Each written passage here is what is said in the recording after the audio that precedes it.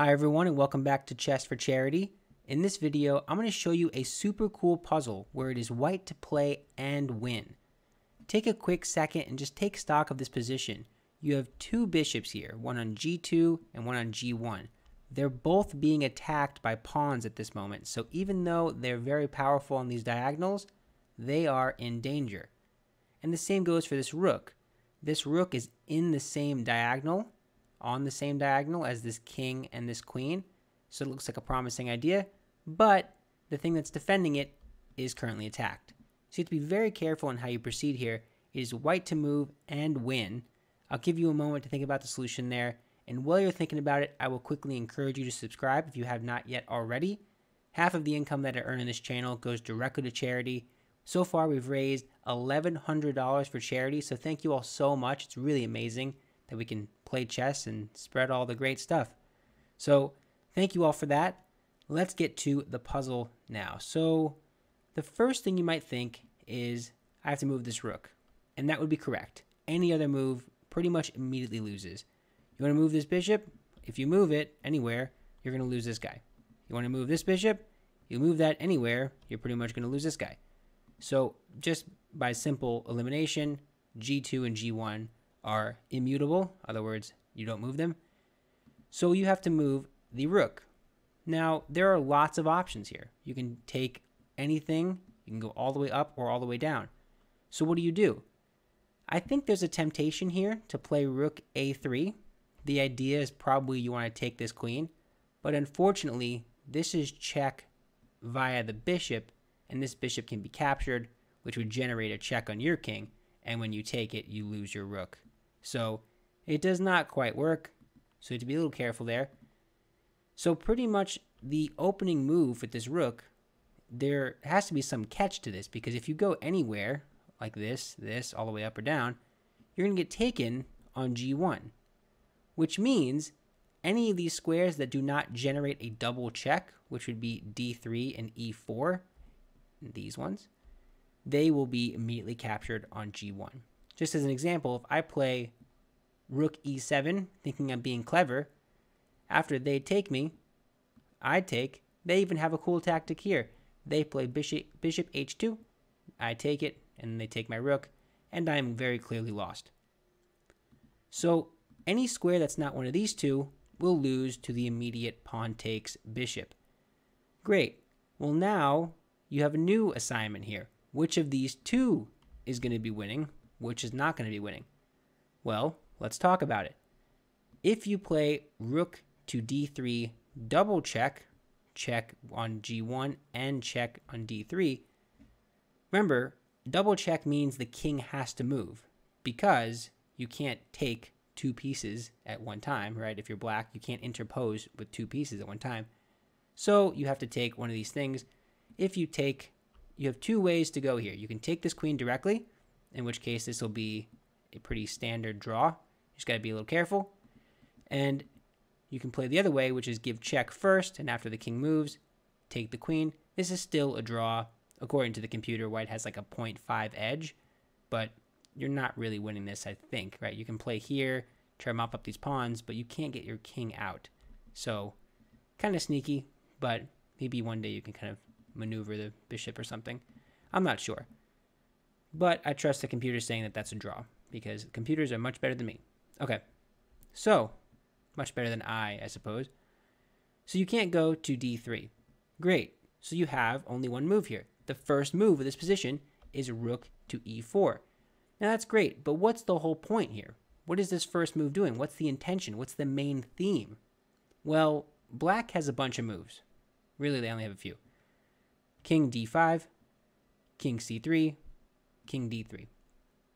Okay, let's look at the worst move. You play king c3, I just take your queen, and you have nothing to show for it. You can take here, I take, and this is totally winning. No problem at all. You're going to not mop up this pawn. You're going to totally win. Great.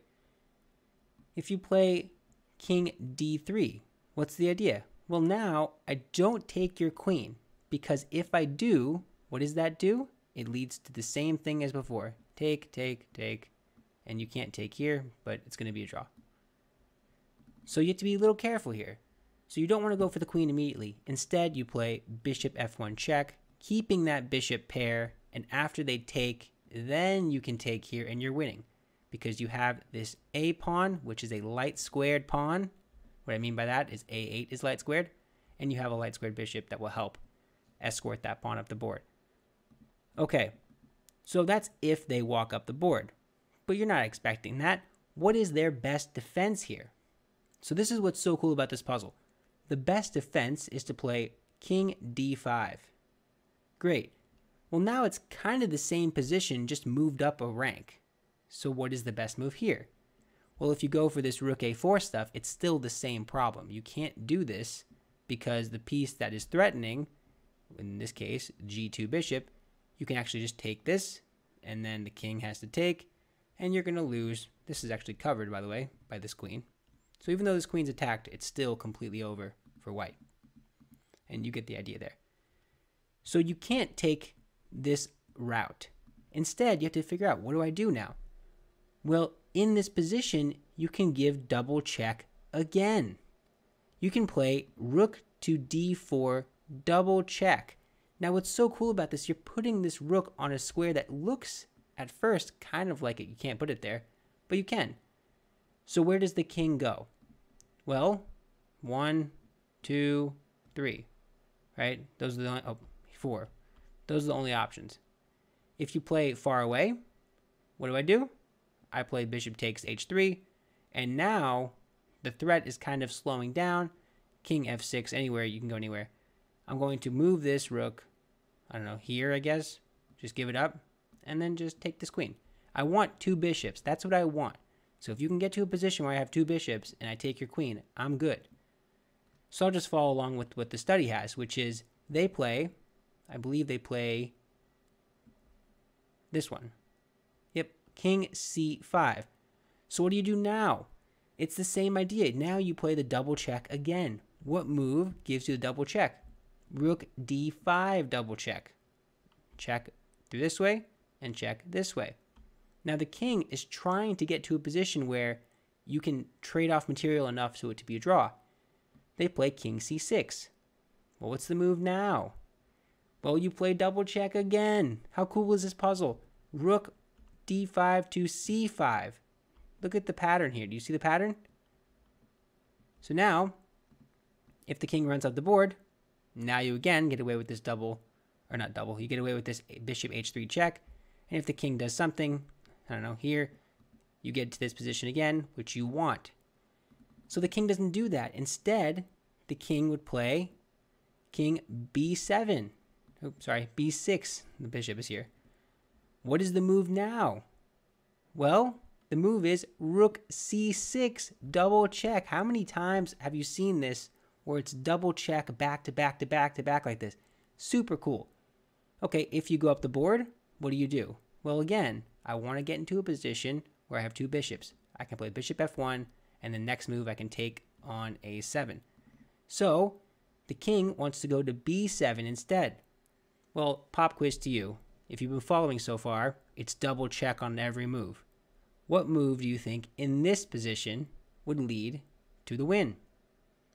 The move, rook b6 double check. Check on from the bishop and check from the rook. The king has 1 square, king c8. And now you get to the position where you trade off, you take this pawn with check, and then you just give up your rook, and you take this queen, and you win the game. It's not too hard to win from here. I think you can do it. If not, feel free to play against the computer. The position will be in the description. Mess around on chess.com. It's fun. That's pretty much it. Let's just show it one move at a time, really fast to show the idea. Double check, king moves. Double check, king moves. Double check again. Look at this. The rook is just slowly maneuvering like this up the board. How amazing is this puzzle? I love it so much. And you trade all the way down so you can get these 2 bishops and win the endgame. I'll leave the endgame to you. Hopefully you enjoy the idea of this puzzle. It is really tough, but that's the cool thing about the puzzle. You see the whole idea, and you'll definitely be able to solve it. But that is it for now. If you enjoyed it, let me know. Give me some feedback. I love hearing from all of you. Thank you all so much. Bye.